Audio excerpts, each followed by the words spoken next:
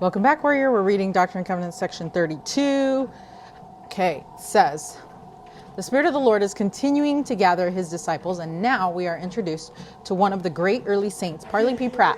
At the age of 23, Parley felt the desire to leave his farm in Ohio and preach the Lord's gospel, not yet aware of the restored church. So he wanted to preach something. At least he was trying to preach about Jesus, right? That's awesome. With only $10, he and his wife set out believing that the Lord would provide. While on his journey, he was moved by the Spirit to get off the boat earlier than planned. President Gordon B. Hinckley then taught what happened next. He said this. Okay, hold on. I'm trying to adjust. All right. He said, in August of 1830, as a lay preacher, he was traveling from Ohio to eastern New York. At Newark, along the Erie Canal, he left the boat and walked 10 miles into the country, where he met a Baptist deacon by the name of Hamlin, who told him of a very strange book. This book, he said, purported to have been originally written on plates either of gold or brass by a branch of the tribes of Israel, and to have been discovered and translated by a young man near Palmyra in the state of New York by the aid of visions or the ministry of angels. I inquired of him how or where the book was to be obtained. He promised me the perusal of it at his house the next day. Next morning, I called at his house Next morning, I called at his house where, for the first time, my eyes beheld the Book of Mormon, that book of books, which was the principal means in the hands of God by directing the entire course of my future life. Isn't that so amazing? I could say the same thing, that Book of Mormon, that book of books, in the hands, like from the hand of God, to direct the entire course of my life, of my future life, right? Because obviously, if I didn't read it in the past, it's not going to help me from the past. But anyway, okay, so keep going. Here's the quote. We're continuing the quote. I opened it with eagerness and read its title page. I then read the testimony of several witnesses in revelation to the manner of its being found and translated. After this, I commenced its contents by course. I read all day. Eating was a burden. I had no desire for food. Sleep was a burden. When the night came, for I preferred reading to sleep. Okay, me too, but I still fall asleep when I read. So, good job, Parley P. Pratt. Okay. And then he says, as I read, the Spirit of the Lord was upon me, and I knew and comprehended that the book was true as plain and manifestly as a man comprehends and knows that he exists. Parley P. Pratt was 23 years of age. The reading of the Book of Mormon affected him so profoundly that he was soon baptized into the church and became one of its most effective and powerful advocates. In the course of his ministry, he traveled from coast to coast across what is now the United States into Canada and to England. He worked in the Isles of the Pacific and was the first Latter-day Saint missionary to set foot on the soil of South America. Oh, fancy. So I should be grateful to him, because that's how my grandma was able to join the church, and then my dad joined the church, and now I joined the church. So there you go, Parley P. Pratt. Who knew? President Gordon B. Hinckley, a testimony vibrant and true, Ensign, August 2005. So Parley was baptized and went to Fayette, New York, where he met the prophet Joseph Smith. Joseph then received a revelation for Parley to also join Oliver and Peter Whitmer Jr. on their mission to the Lamanites. This would have been particularly exciting to Parley because he already had the desire to teach the American Indians. When he was only 19 years old, he had plans to do this very thing. He had thought, quote, I will win the confidence of the red man. I will learn his language. I will tell him of Jesus. I will read to him the scriptures. I will teach him the arts of peace, to hate war, to love his neighbor, to fear and love God, end quote. Oh, that is awesome. Parley P. Pratt, the autobiography of Parley P. Pratt. Amazing. Okay. So as a 19-year-old, Parley did not follow through with these desires, but now at the age of 23, he will go on this remarkable mission. Isn't that true? Sometimes we have those desires in our heart. When the Lord plants those in, we kind of shove them off because we're like, that's dumb. And when I say we're, I mean Satan. Says, that's dumb. You don't know anything. How are you going to teach anybody? You need to do this, and this before you can try and do that.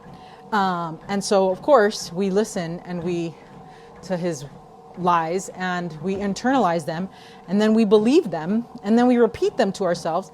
And so it takes us longer to do those things that the Lord asks us to do, because it goes through this whole process. And sadly, we don't just act on it right then in the 5, 4, 3, 2, 1, like Mel Robbins says, that when you get an idea or a prompting is what I'm going to call it, you have to act on it, because otherwise the second voice is going to be Satan coming to tell us that we're not good enough. And the same story, yada, yada, we're not good enough. Who do we think we are? And all these things, right? So it makes sense that even Parley P. Pratt took from 19 years old to 23 to actually be able to get going on his calling, on his work, right? That he originally wanted to do.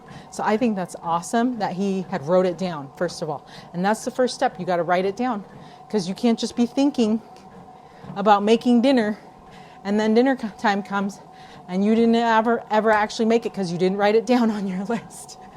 And so then you're like, what happened at dinner? And then you have to rush, figure it out. And then dinner happens at 9:30 p.m. past everyone's bedtimes. So anyway, okay, so here we go. Doctrine and Covenants, section 32. Now that we got the preface, says, revelation given through Joseph Smith the prophet to Parley P. Pratt and Ziba Peterson in Manchester, New York, early October 1830. Great interest and desires were felt by the elders respecting the Lamanites, of whose predicted blessings the church had learned from the Book of Mormon. In consequence, supplication was made that the Lord would indicate his will as to whether elders should be sent at the time to the Indian tribes in the West. The revelations follow. Okay, so very short chapter, 5 verses, amazing. So he says, and now concerning my servant, Parley P. Pratt, behold, I say unto him, that as I live, I will, excuse me.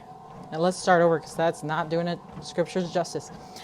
And now concerning my servant, Parley P. Pratt, behold, I say unto him, that as I live, I will, that he shall declare my gospel and learn of me, and be meek and lowly of heart. And that which I have appointed unto him is that he shall go with my servants, Oliver Cowdery and Peter Whitmer, Jr., into the wilderness among the Lamanites. Okay, so Parley P. Pratt is called to preach the gospel to the Lamanites, along with a man named Ziba Peterson. As you will see below, this was not an easy journey. The Lord made it clear in the revelation that there would be 5 on this mission. First, Oliver Cowdery. Second, Peter Whitmer. Peter Whitmer Jr. Third, Parley P. Pratt. Fourth, Ziba Peterson. And the 5th, the Lord. Oh, I love that.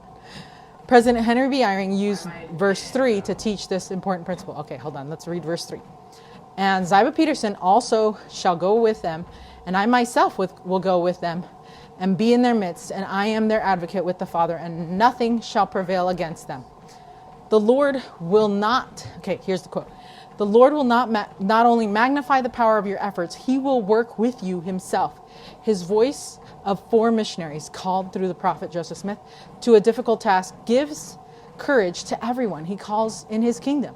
And I myself will go with them and be in their midst, and I am their advocate with the Father, and nothing shall prevail against them. End quote. President Henry B. Eyring said that. Rise to your call, October 2002 General Conference. I love that. And if you've served in any capacity or have felt the desire to serve, like literally anyone, and you know those good ideas came from God, you know that the Lord was there helping you. And it makes a difference in our lives to know that he serves with us, that he is there, because we really can't do it on our own. Okay, so the mission to the Lamanites, these missionaries left their homes in upstate New York and headed west past Missouri and into this Indian territory. During some of these months and miles of their journey, they ran into treacherous weather conditions. Parley P. Pratt wrote, "For 300 miles through vast prairies and through trackless wilds of snow, no beaten road, houses few and far between, and the bleak northwest wind always blowing in our faces with a keenness which would almost take the skin off the face." Oh, snap.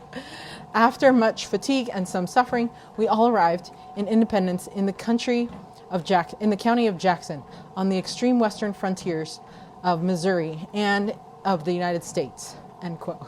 Holy, that's crazy. So verse 4 and 5 says, "And they shall give heed to that which is written, and pretend to no other revelation. And they shall pray always that I may unfold the same to their understanding. And they shall give heed unto these words, and trifle not, and I will bless them. Amen." Okay, so then as these missionaries continued west, they called upon one of Pratt's dear friends and religious leaders in the Reformed Baptist Church, Sidney Rigdon, in Ohio. While there, the missionaries shared the truths regarding the Book of Mormon with not only Sidney Rigdon, but many others in the community, and thus the church began to grow in Kirtland, Ohio. Parley P. Pratt wrote in his obituary, just kidding, in his autobiography, holy smokes, because he couldn't have written it in his obituary because he would have passed by then. Okay, no, in his autobiography that at length Mr. Rigdon and many others came forward and were baptized by us and received the gift of the Holy Ghost by the laying on of hands. And that's the autobiography of Parley P. Pratt, page 50. The missionaries did eventually teach some of the tribes on the border of the Lamanites and even found success among the Delaware Indians. All right, amazing. Okay, so that's the end of Doctrine and Covenants, section 32. Let me get the Read It, Live It. Okay, here's the Read It, Live It.